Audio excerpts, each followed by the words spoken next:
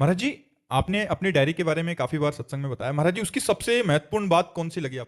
आपकी डायरी के बारे में आप बोलते थे कि कोई महापुरुष आपको कुछ बोलता था तो डायरी में आके लिख लेते थे जब आप साधन अवस्था में थे। तो महाराज जी, आपकी सबसे महत्वपूर्ण बात उसमें क्या लगी महाराज? निरंतर भजन करने की प्रेरणा जिन जिन महापुरुषों से मिली, उन महापुरुषों के वचन लिख करके सबका सार हम पूरी डायरी का बता रहे हैं कि हमको निरंतर भगवान की स्मृति में लगे रहना चाहिए। नाम, मंत्र, कथा, नाम कीर्तन, सत्संग, इन सबको मिला करके हम अपने समय को, कर्तव्य को भी कृष्णार्पणम मस्तु करके हर समय में भगवान से जुड़े रहना चाहिए। और पूरा वो तो ग्रंथ लिखा हुआ है, जुड़े रहना चाहिए। एक लाल स्वामी जी संत मिले थे, बड़े योगी थे, गंगा के किनारे एकांत खेचरी मुद्रा में रहते थे। तब उन्होंने रात्रि में वो मिलने का समय दिया, तो रात्रि में उनके पास गए तो पास बैठा रहा और वो कुछ ही वचन बोले थे। उन्होंने कहा, जैसा सोचोगे वैसा बन जाओगे, जैसा बनना वैसा सोचिए, असंग रहिए, किसी का संग मत कीजिए।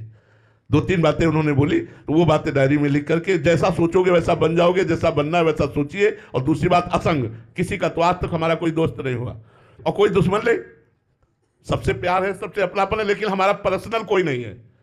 प्रिया प्रीतम के सिवा, आचार्य के सिवा, गुरुदेव के सिवा हमारा पर्सनल कोई नहीं, कि महाराज के पर्सनल व्यक्ति हमारा कोई नहीं है। तो डायरी की कृपा से ही हमारा जीवन चला है। और डायरी में प्रधानता उड़िया बाबा के वचन और सिद्ध महापुरुषों के वचन।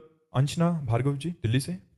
राधे राधे महाराज जी। महाराज जी, क्या आत्मज्ञान पाने के बाद व्यक्ति का मैं पूरी तरह समाप्त हो जाता है या सूक्ष्म रूप में रहता है? देखो, दो मैं है।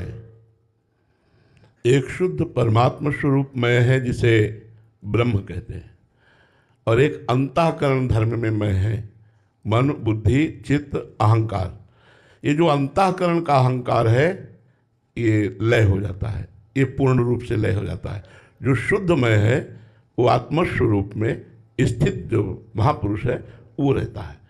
जो अंतःकरण का मैं है वो नष्ट हो जाता है। अंतःकरण के मैं में शरीर को लेकर के अभिमान होता है, देहाभिमान, बुद्धि तक को लेकर के अभिमान होता है, और धन का अभिमान, बल का अभिमान, तपस्या का अभिमान, शरीर की क्रियाओं का अभिमान, ये सब होता है। तो अंतःकरण का जो मलिन अहंकार है वो नष्ट हो जाता है। शुद्ध मैं जो परमात्मा स्वरूप है वो बचता है, उसी का तो बोध होता है। वही शुद्ध स्वरूप जो मैं है वो परब्रह्म, अहम ब्रह्मास्मि, मैं ब्रह्म हूँ, ये अनुभव होता है। उसको अपने स्वरूप का अनुभव होता है, उसे ही आत्मबोध कहते हैं। आत्मज्ञान का मतलब है वेदांत शास्त्रों का प्रवचन कर लेना, वेदांत शास्त्रों के विषय में चर्चा कर लेना, पर बोध का मतलब है स्वरूप का बोध हो जाना। जिसे बोध हो गया वो चलते फिरते, उठते बैठते, खाते पीते, कुछ न करते हुए भी हर समय समाधि में रहता है।